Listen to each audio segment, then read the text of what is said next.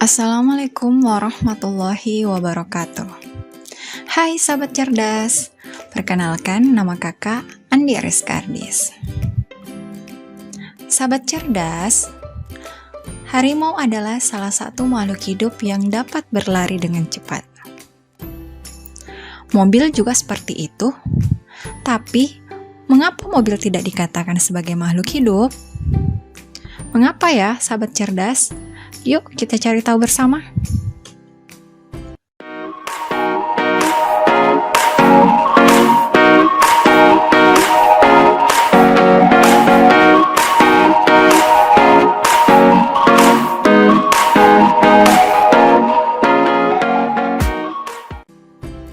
Untuk dikatakan sebagai makhluk hidup, ada 8 kriteria atau ciri-ciri yang harus dimiliki.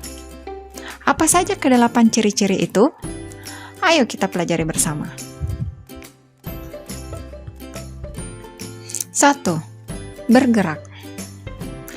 Cheetah dan mobil sama-sama bisa bergerak, tapi mobil tidak termasuk makhluk hidup ya, sahabat cerdas. Mengapa? Karena mobil bisa bergerak karena ada faktor pengendalinya, yaitu manusia. Dia tidak bisa bergerak sendiri, tidak seperti cheetah yang mempunyai kemampuan untuk bergerak. Pada dasarnya, makhluk hidup itu bergerak karena ingin melakukan beberapa aktivitas tertentu, seperti mencari makan ataupun menghindari musuh. 2. Bernafas. Makhluk hidup bernafas untuk memasukkan oksigen ke dalam tubuhnya. Oksigen itu nantinya akan digunakan dalam proses metabolisme. Hasil dari proses metabolisme itu adalah CO2 yang bersifat racun sehingga harus dikeluarkan dari tubuh. Jadi, bisa dikatakan bahwa bernafas adalah proses menghirup oksigen dan mengeluarkan karbon dioksida. 3. Tumbuh dan berkembang. Manusia, hewan, tumbuhan, semuanya mengalami pertumbuhan dan perkembangan. Pertumbuhan dapat kita amati dengan cara melihat pertambahan tingginya ataupun pertambahan diameter atau volume.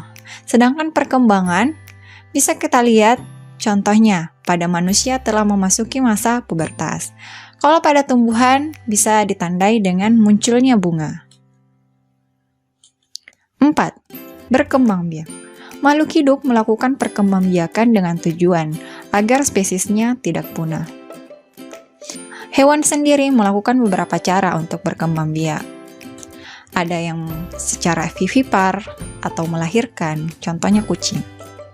Ada yang ovipar atau bertelur, contohnya ayam. Dan ada pula yang ovovivipar atau bertelur melahirkan, contohnya ular. Sahabat cerdas, sebenarnya kelompok ovovivipar ini, dia berkembang biak dengan cara bertelur. Hanya saja, telurnya ini menetas di dalam tubuh induknya, sehingga dia seakan-akan melahirkan.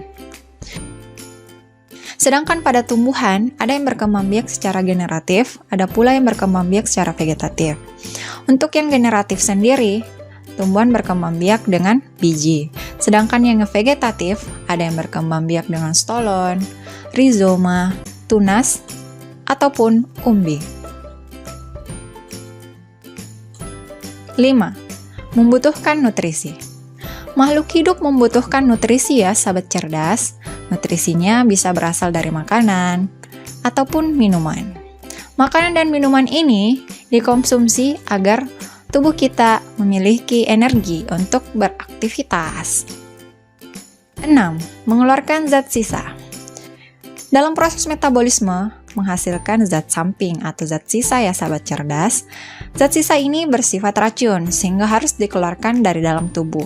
Contohnya adalah urin ataupun keringat. 7. Peka terhadap rangsang. Jadi makhluk hidup itu peka terhadap rangsang ya sahabat cerdas. Contohnya saja putri malu, yang saat disentuh pasti daunnya akan mengetuk. Dan kita yang akan langsung menutup mata saat berhadapan langsung dengan cahaya yang begitu menyilaukan. 8. Mampu beradaptasi. Adaptasi adalah proses penyesuaian makhluk hidup terhadap lingkungannya. Contohnya, cicak yang melakukan autotomi untuk mengelabui musuh. Ada pula bunglon yang melakukan mimikri, menyesuaikan diri dengan lingkungan sekitarnya sehingga tidak terlihat oleh musuhnya. Dan ada beruang yang melakukan hibernasi atau tidur selama musim dingin untuk menurunkan proses metabolisme. Ya, itu tadi sahabat cerdas, 8 kriteria untuk bisa dikatakan sebagai makhluk hidup. Bagaimana? Gampang kan?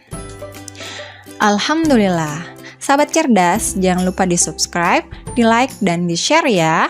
Dan untuk memantapkan pemahaman kalian tentang ciri-ciri makhluk hidup, silahkan kerjakan soal latihan yang ada di kolom deskripsi. Thanks for watching. Assalamualaikum warahmatullahi wabarakatuh.